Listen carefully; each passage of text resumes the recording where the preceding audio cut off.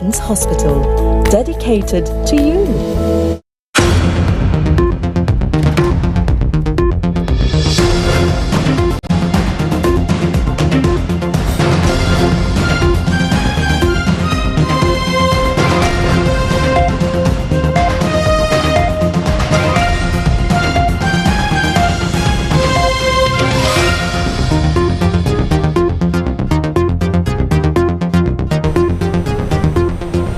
A very good evening. You're watching Primetime News here on TV1, coming to you live and direct from the Newsfirst studios here in Colombo.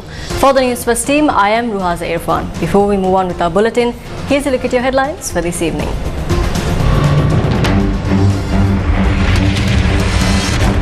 Postal voting will go ahead as planned, says the chairman of the National Election Commission. Ballot papers to be printed in the absence of required funds. Political parties rally against 21st conspiracy to delay the elections. මේ හිතාමතාම රනිල් වික්‍රමසිංහගේ බලපෑම හරහා රජයේ මුද්‍රණාධිපතිනිය ගනු ලැබූ අනීතික ක්‍රියාද. ඉතාමත් පැහැදිලි මේ කරන්නේ මේ ඡන්දය වැළැක්වීමේ උත්සාහය. කල් දැමුවොත් අනිවාර්යයෙන්ම ජනතාවගේ අරගලයක් සිදු වෙනවා. Top US delegation to fly to Sri Lanka in US Air Force planes. PUCSL goes ahead with proposal to raise electricity tariffs, disregarding the objections raised by its own chairman.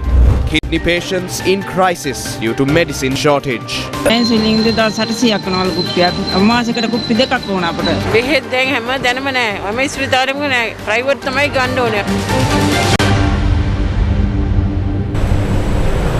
Local government elections or not, there is still an uncertainty surrounding the 2023 local government election following recent developments. Tonight, we bring you a comprehensive report on the matter. What is the latest obstacle on the path to local government elections? The government printer has not received sufficient funds to print the ballot papers ahead of the 2023 local government election. Ballot papers for postal voting were to be dispatched on Wednesday from 1,116 centres. However, given the present state of affairs, it was postponed. Here's the government printer elaborating on the issue.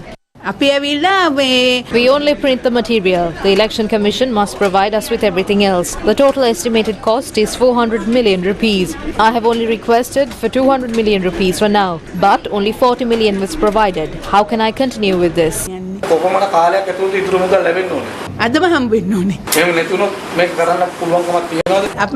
I cannot comment on that. We can print the papers, but I will be accountable for the other issues, including the expenditure. I will face issues. According to the government printer, the total printing cost for the local government election is 400 million rupees. The Treasury has already delivered 40 million rupees and another 360 million rupees is pending. If we make a general calculation, 360 million rupees is the value of 2 brand new Mercedes-Benz S-Class cars. The approximate price of one S-Class Mercedes-Benz car in the Sri Lankan market is around 150 million rupees. So it costs approximately twice the price of an S-Class Mercedes-Benz car to print the material required for the 2023 local government election. What is the position of the National Election Commission? In a statement on Tuesday, the National Election Commission said that due to unavoidable reasons, it was not able to obtain the ballot papers for postal voting. The NEC said that the date for issuing the postal vote ballot paper will be announced later. However, today the chairman of the National Election Commission, Attorney Nimal Puncheheva, said that postal voting will go ahead as planned on the 22nd, 23rd and 24th of February. The National Election Commission had discussed the matter with the government printer at length and believes the government printer would deliver the ballot papers within the next few days. An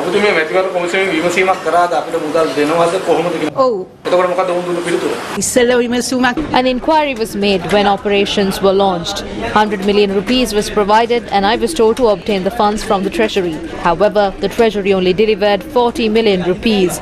A request was made for the balance, but no funds were made available.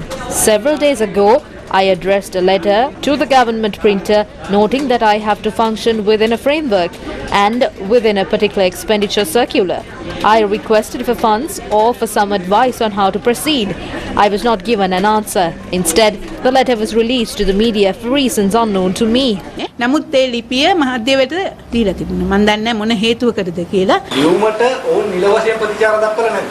නිල වශයෙන් නැහැ. වාචිකව කියන එක තමයි. දෙන්නේ නැහැ කියලාවත් මෙහෙනම් මේ ටික මේ පළවෙනි ලියුමට දුන්නා. මේ වන විට මුද්‍රණ කටයුතු සම්පූර්ණයෙන්ම නවතා දමාලා තියෙන්නේ. නැහැ. ඔක්කොම කරගෙන යනවා තාම.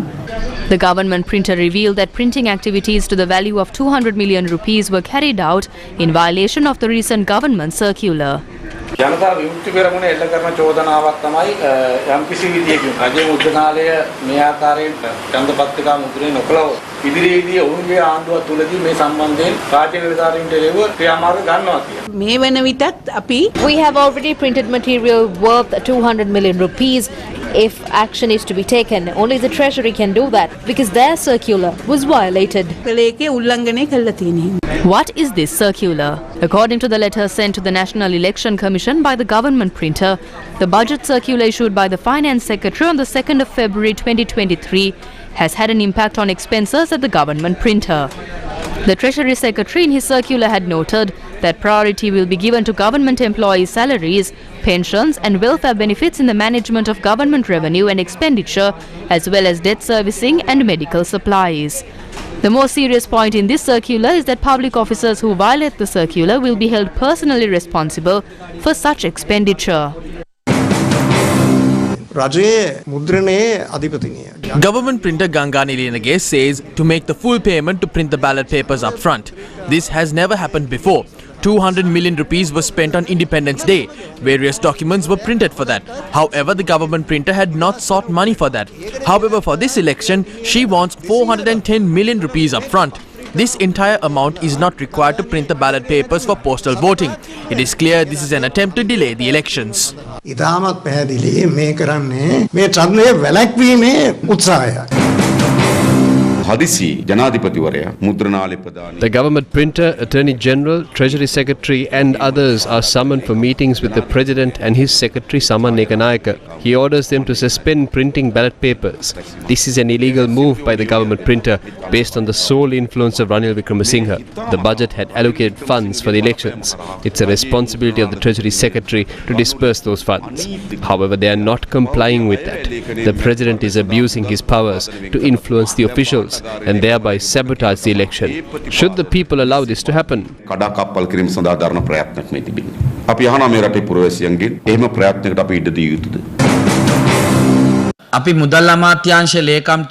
This message is to the government printer and the finance secretary. Do not dance to the tunes of Ranil Wickremesinghe. The constitution of the country is supreme. It is the duty of the government printer and the finance secretary to abide by the orders of the National Election Commission during an election period. If the government printer is saying that ballot papers cannot be printed without payments, how did she print material during the previous election? That must be looked into. Nothing was done with upfront cash payments. The funds were credited accordingly. If the government printer is dancing to the tunes of Ranil Wickremesinghe and if she is breaching the constitution, she will have to go to jail for 3 years.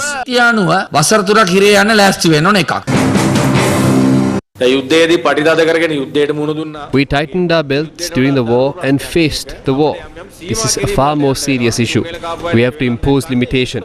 If people are skipping meals, it is important to provide them with the necessary food and water. The election is not the need of the hour. The need of the hour is to overcome this economic crisis. It's clear that funds must be allocated for that and not for an election.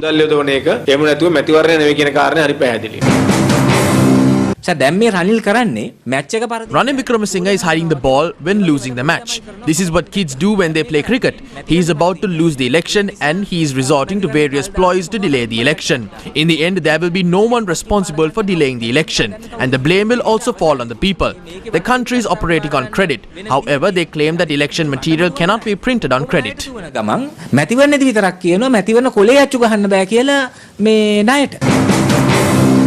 21 attempts were made, and on the 22nd attempt, the government tried to use the finance secretary and the government printer to delay the election by not providing the funds.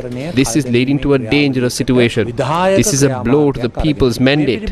If an election is delayed on an executive decision due to the lack of funds, it is time for another people's struggle. අනිවාර්යයෙන්ම ජනතාවගේ අරගලයක් සිදු වෙනවා. ඒක සහතිකයි. We are expecting the IMF assistance. We also need the trust of expatriate Sri Lankans because we cannot recover without their help. In order to get the support of the international community, it is necessary to secure the country's democracy. If the government continues to act in such a way as to interfere with the elections, if the government attempts to sabotage the elections, the attention of the international community should be drawn in this regard. In the future, there is a serious risk of changing the electoral map of this country as per the whims and fancies of the government and the presidents. ජනාධිපතිවරුන්ට අවශ්‍ය විදිහට මැතිවරණ සිටීම වෙනස් කිරීමේ බරපතල අවධානමක් තිබෙනවා. The Samagi Jana Balawegya handed over a letter to the Indian High Commission stating that the government is trying to postpone the local government election. We are requesting the embassies to please intervene and force this government to protect democracy. Don't let them lay their hands on democracy. This is a wrong precedent. It could be the presidential or the general election next, where they will say that the election cannot be held due to a lack of funds. Two special US Air Force planes landed at the Katunayake airport late on Tuesday evening and left on Wednesday afternoon. Newsfirst contacted the US Embassy in Colombo for details on arrival of these planes and those on board, and the mission said that it has no comment regarding the inquiry. Sources at the Katunayake International Airport told Newsfirst that these two special US Air Force planes reached Sri Lanka from a US military base in Greece. One aircraft landed in Sri Lanka at 6:58 p.m. on Tuesday the 14th and the other landed at 7:10 p.m. the same night. These aircraft were identified as C-17 Globemasters. The C-17 is capable of rapid strategic delivery of troops and all types of cargo to main operating bases or directly to forward bases in the deployment area. It was reported that 29 personnel, including a high-level delegation from the United States of America, arrived aboard these planes.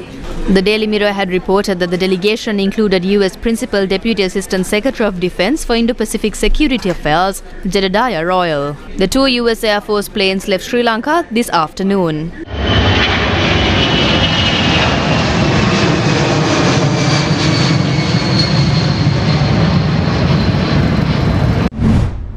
Sri Lanka's High Commissioner to India, Milinda Morogode, told Reuters that Sri Lanka and India will sign a pact to link their power grids and start negotiations on an upgraded trade agreement within 2 months.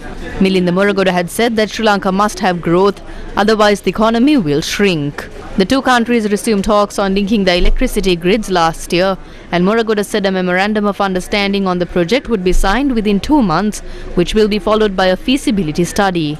First proposed more than a decade ago, the project has made little progress so far. But Morogode said Sri Lanka hoped to get the transmission line in place within 2 to 3 years so that renewable power produced on the island can be sold to India.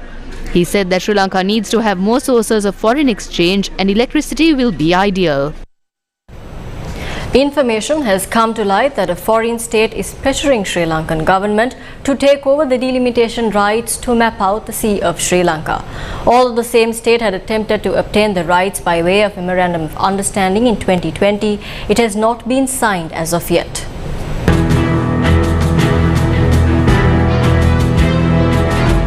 Sea of Sri Lanka. Nautical charts are prepared through the compilation of numerous data, including the location of lighthouses and the depth of seabeds. Every vessel at sea must have in its possession a map of the naval route it is sailing on. These naval charts, which are prepared by responsible institutions of respective nations, are then sold to merchant vessels through the International Hydrographic Organization.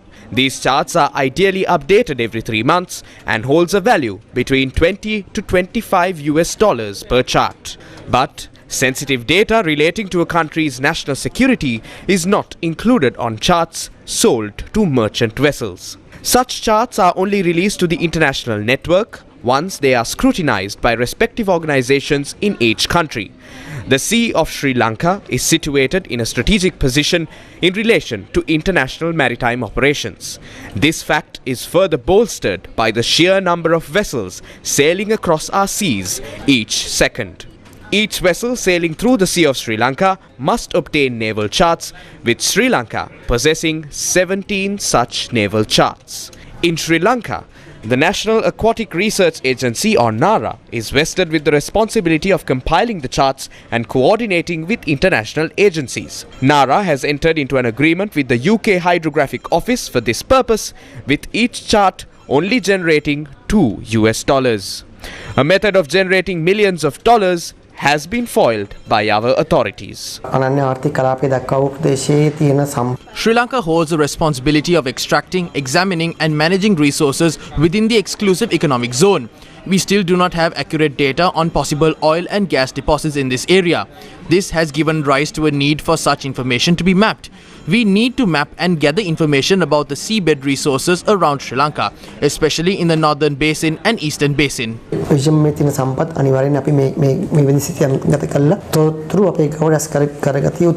This data comprises highly sensitive security data. Hence, in many countries, the process of international coordination is conducted by its navy. And although concerns have been raised to assign this responsibility to the Sri Lanka Navy, it has not been done as of yet. Against such a backdrop, a foreign state is making vigorous moves to take over the process of compiling naval charts relating to the Sea of Sri Lanka. The nation in question has already compiled naval charts of the Sea of Sri Lanka, and should our authorities give the green light to this request, that nation will unlock a glorious opportunity to generate millions of dollars in revenue. What is more worrisome than the loss of a method to generate vital dollars is that extremely sensitive information will fall into the hands of another faction, throwing Sri Lanka's security and sovereignty in grave danger. The severity of the threat is further highlighted when perusing the clauses of the draft agreement drawn up several years ago. Other countries could be interested in obtaining this data, especially in terms of the geopolitical tensions at present. We need to be very mindful and strategic about it. Before handing this data over to anyone else, our scientists and agencies are tasked with the important task of obtaining this data. Although preliminary action related to the establishment of the National Hydrographic Service involving the Sri Lanka Navy has been carried out, questions arise on its methodical execution. Should this process be taken over by a foreign nation, it would inherit a source of generating exponential amounts of foreign revenue, which Sri Lanka is currently in dire need of. But the imminent threat to Sri Lanka's national security and sovereignty holds greater importance. Is this not a matter requiring urgent intervention?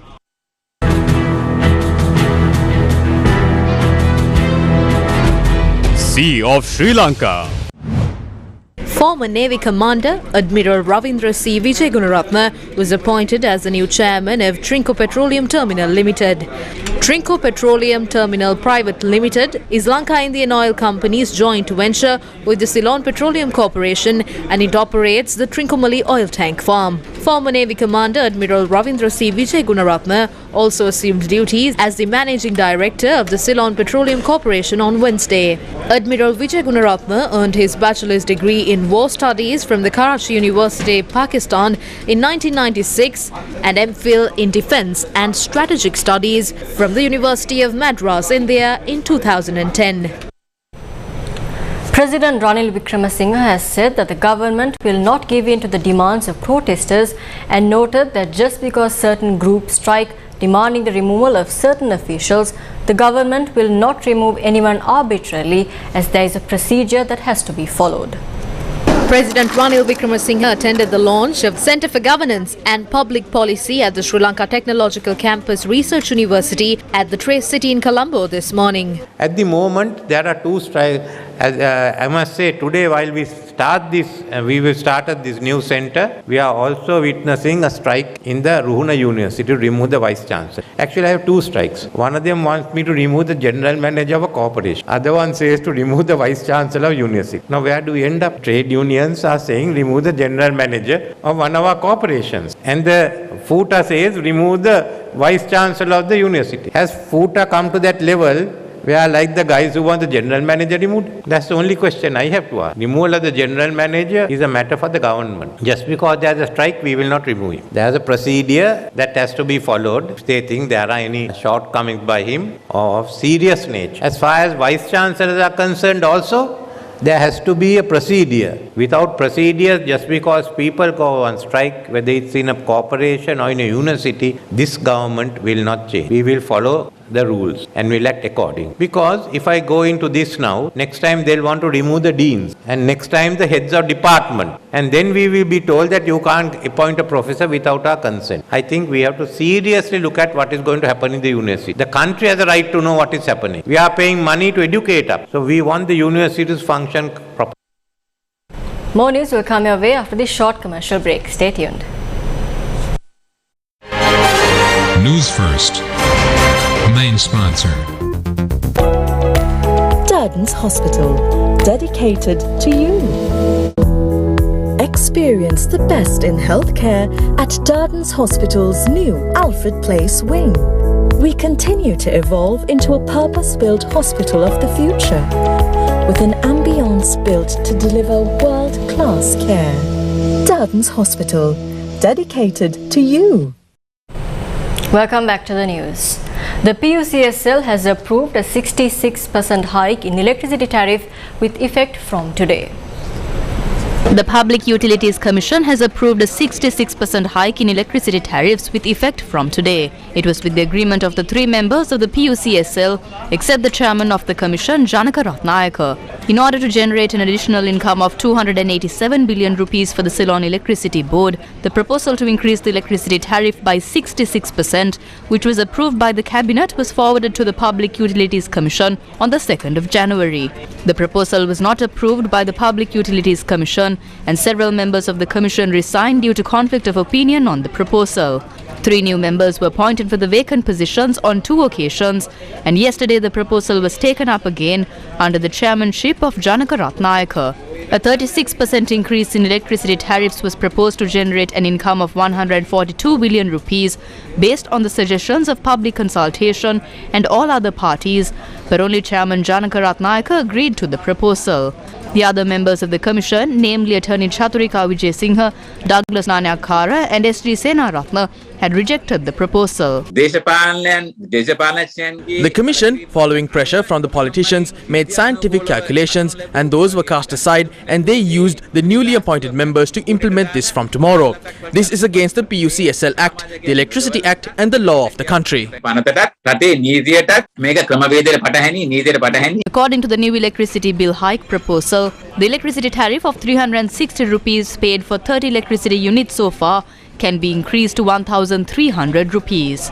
That's an increase of 261%. This gives an opportunity to increase the electricity tariff of 680 rupees for 60 units by 1,880 rupees.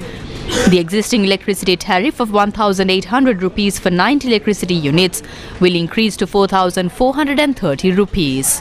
The existing electricity tariff of 3,900 rupees for 120 units will increase by 74%. According to this price revision, the electricity tariff has increased by a large amount in the range of 30 to 90 units used by most Sri Lankans. Kidney patients are facing serious issues due to the shortage of medicines in the country. This is the situation faced by patients arriving at the National Institute of Nephrology Dialysis Transplantation in Maligawatta, Delhi.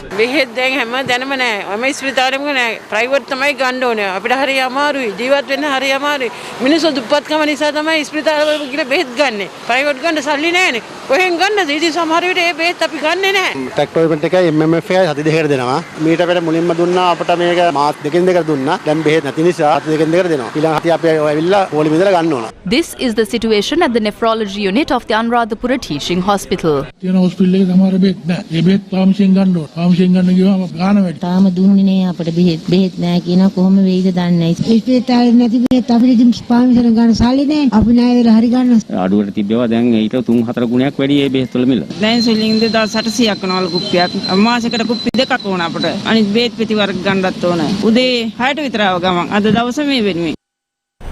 Dr. Harsha De Silva stressed that it is not possible to get the IMF assistance without solving the issues with China.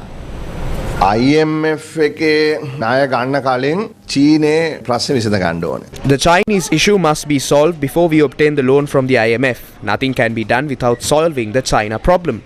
After that is solved, the IMF will not make decisions as per the will of political parties. If the IMF believes that the country has a stable government, they will proceed. But the problem is, there is a question on whether everyone is in agreement about some of the conditions. Because we haven't seen it yet. We do not agree with the taxes.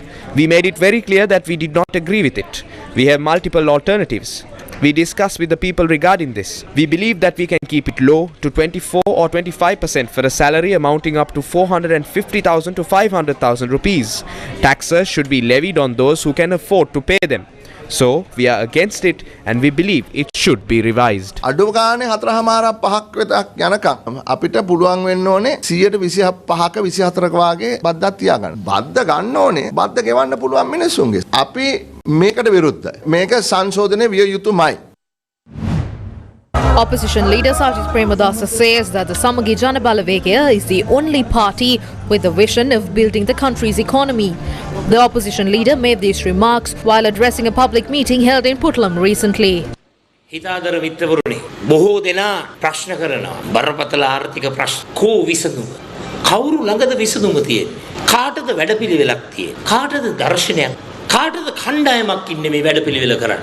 Many question as to where the solutions to the country's economic problems are. Who has these solutions? Who has the plans? Who has the vision? Which group is capable of implementing these plans? We must recover the money that the country requires. That is the key solution. The country needs dollars, resources and foreign investment. So think and see who has the vision to get foreign direct investment to this country. We invite the wealthy countries to come to Sri Lanka and invest. Don't be afraid. In our government, we don't have Mr. 10% or crooks. බය වෙන්න එපා අපේ රජයක් තුල Mr. 10% ලා Mr. 20% ලා Mr. 30% ලා පගාකාරයෝ කොමිස්කාරයෝ හොර කපුටෝ අපේ නැහැ. බොහොම පිරිසිදු අපි ක්‍රියාත්මක කරනවා. The launch of Red Amazons by Sri Lankan Airlines took place in Colombo. For the last few months, our challenge has not been so much telling everybody what a wonderful country Sri Lanka is, as you've seen from that video, but it's really been trying to help everybody understand that Sri Lanka, everything is just as it ever was. It's a wonderful place to visit, and all the hospitality is there, and everything is as normal. And so a lot of our efforts have been around bringing different groups of people here, whether it be bloggers, journalists, travel agents, on the grounds that when people come here and they see how everything is normal, and it's just such a wonderful destination, and I'm not going to repeat all of the things that you can do here, that the word will spread and people will come back. As somebody said at a previous conference, it takes one day to frighten everybody off. It takes quite a lot of work to get everybody coming back. And that's why it is so important, so wonderful that the raid is coming back again. And this brings us to an end of Primetime News here on TV1. For the Newsfirst team, I'm Razir Khan. And for more on these stories, you can log on to our website, which is www.newsfirst.lk. And also, our Face the Nation program will be just after our Primetime Bulletin. Stay tuned.